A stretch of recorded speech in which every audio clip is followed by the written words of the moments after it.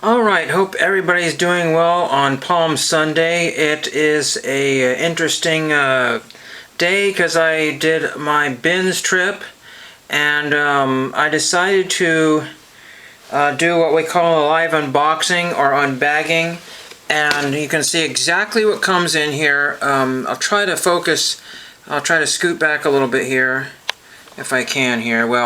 Well, this is Jet to the Rescue, Rescue Hero, Rescue Puppies, or whatever this thing, I forget what that's called, Rescue Dogs, I'm not sure. But I grabbed that bag to throw everything in there. The carts were kind of difficult to get to because everybody's jumping this way and that way. I don't want my feet smashed like a couple times ago. So let's just dump this out here and we can show you what you can find typically at a Goodwill bins in no particular order.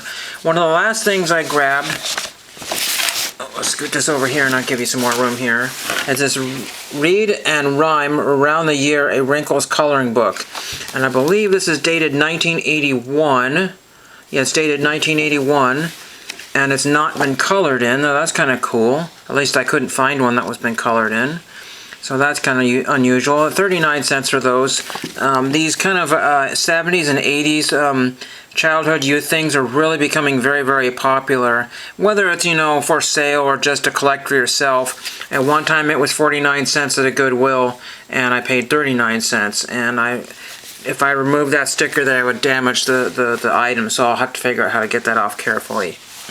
The next item here, I had the 80s edition when I was a kid. This is Worldly Wise, Book B, I guess. I don't know why I even grabbed this. Just has this is the 2000 and something edition. What is this one here? But yeah, Worldly Wise is one of the workbooks. So this is the 2001 edition. You can see 1981, 1990, 1999. So for a while they're still doing this. It's not been used either.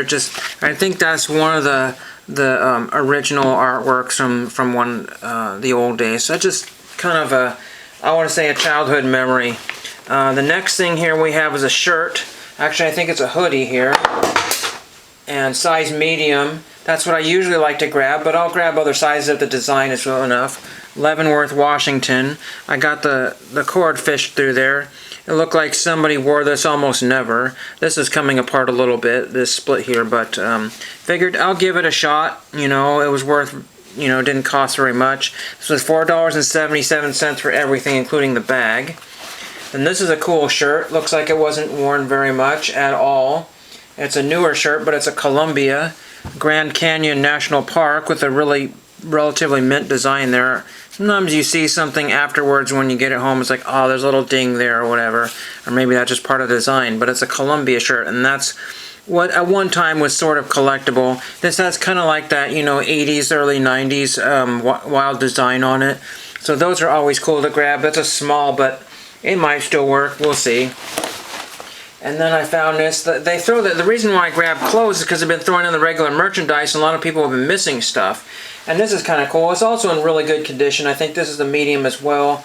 And this is another hoodie. This is Vans Off the Wall since 1966. That's really pretty cool. And it's got Vans Off the Wall since 1966 right there, so that's really pretty cool. And the Vans tag there, medium. Really cool to grab that. I don't know what that would have cost somebody new at the store, but again, it was not even $5, and that looks like in pretty mint condition as well. So that's a pretty good start there. And of course the obligatory bubble wrap. I just grabbed that because it just helps fill up a package that I need. And it costs very little.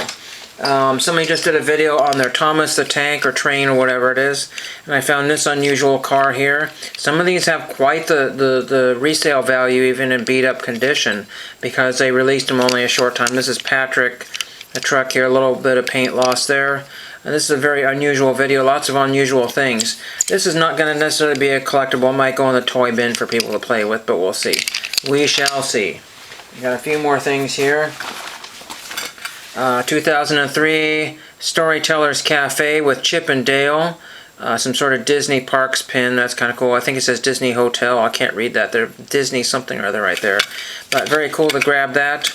Pin backs are always collectible. Let's just see if we can get I don't know what Peach Pit is, but it says Brandon on there. Some sort of doll outfit there. I don't collect those, but again, that goes in the toy bin for when the relatives come over and stuff. And we'll just... this is just a red band that came off of a kid's watch, and why would I want that? Is because I have a vintage Star Wars watch that has a broken band, a kid's watch from when I was a kid, and I thought maybe I would just attach that as a decoration for now. Couple of slides here. One is just a vintage automobile, and the other one is a couple of signs, street signs, so I figured I might as well grab those. The rest of them were just Sweden or something. I didn't really want that. Then we found some postcards, Devil's Tower landscape, not used. This one here I think is Washington State. Moss Hall of, Olympic National Park. I've used that card several times, so I know that one. One of these that came in a pack that you perforated here, and this is Agate Bridge. So there's that. It took me almost 2 hours to find this stuff. Here's some Petrified Wood, probably from the Petrified Forest. Petrified Log, Petrified Forest, Arizona, exactly. There's another one that's been... this is stuck to another one here. Here we go. And this is lovely Louisiana, so just kind of that. New Orleans, probably. More New Orleans. Here is a postcard of Sausalito, California. Very unusual one, because it's a decollage type postcard. So that's unusual. Kind of neat. I think I already have Sausalito, so I don't need that one. Then one of these San Francisco packets. A lot of people hate these, but I suppose you could theoretically cut them apart if you wanted to and then glue it back to it and make them postcards if you wanted. These have very little value, and resellers will tell you that, proper resellers. Somebody went and saw at Volcano Stadiums, the Portland Mavericks versus the Salem Senators. Don't know either of those teams because they call it Volcano Stadium because it used to be the Salem Kaiser Volcanoes. So I don't know. It was not like it's an unripped ticket. It's really beat up, so I have no idea what I'm going to do with that, so we'll see. And then we got one more postcard, and this will take care of everything. That looks like it's Florida, perhaps. This is actually Hawaii. The Reef Towers, Hawaii. And we got the obligatory envelopes. Like to come home with those, you know, that because they fit postcards a little better than the regular ones do. So that's all I have for you. Kind of interesting bins trip for me, at least. At least I come home with something. And no cards. There were some really beat up, damaged Pokemon that looked like it had been through the wash or water damaged.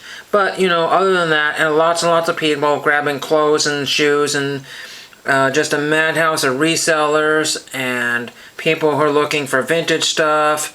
And there was nothing old in the store. Some of my friends left kind of dejected with just a couple of things that they were going to craft with. And that's about all, and thank you for watching. With cable, I can't do that. It's like